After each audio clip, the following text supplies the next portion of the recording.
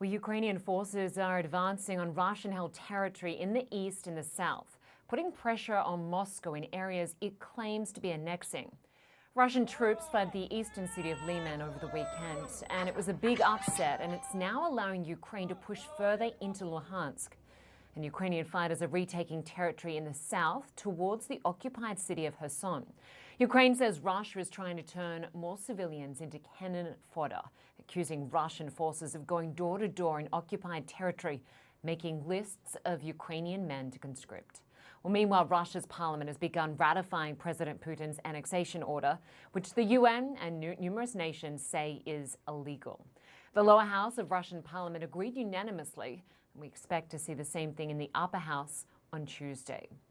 And even as Moscow says these 4 Ukrainian territories now belong to Russia, it's struggling to say just how much territory they're claiming. A Kremlin spokesperson saying that they will continue consulting with residents in occupied Kherson and Zaporizhia to define the exact borders. Well, our Paton-Walsh is in Creverie and joins us now live. Good to have you with us, Nick. So you and your team, the first TV crew to make it into Lyman shortly after Ukraine regained control. What struck you most about being in this city back under Ukrainian control despite Russia's illegal annexation? I think, to be honest, how small and at times dominated by the railway that ran through it, Lyman actually was, and how something of that nature had been such a strategically vital element of Russia's presence in Ukraine. They need the railways to transport their supply chains, and it had become part of their defensive positions.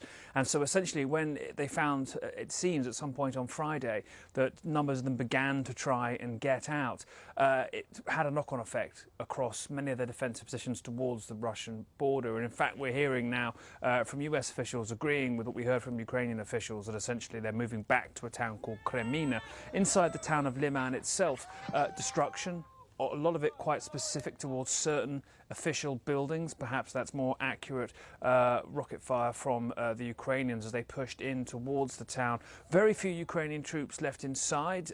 We've got the feeling that a lot of them have moved on to their next objective, Kreminna, as I said, further to the east, and not many locals, frankly, either. Some expressing their horror, frankly, at how the violence kept swirling around them, how the town was passed from one side to the other. One woman saying it was like taking one hat off, putting another hat off. The woman next to her in tears saying that her husband, in fact, just been arrested after Ukrainian forces came into the town.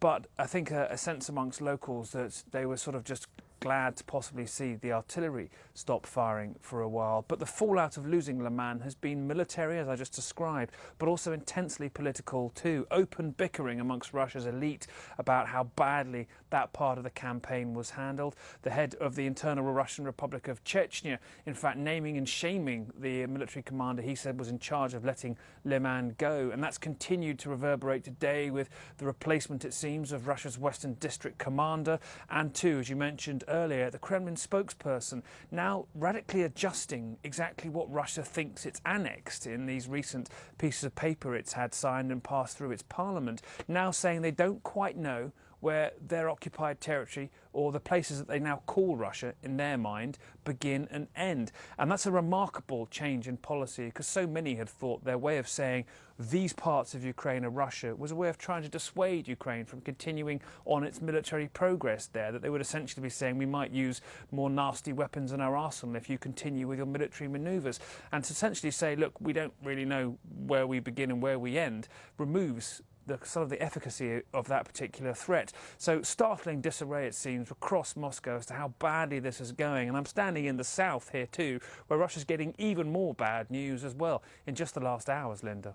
Yeah, just incredible. Really great to have you and your team on the ground there for us. Paton-Walsh, our thanks to you.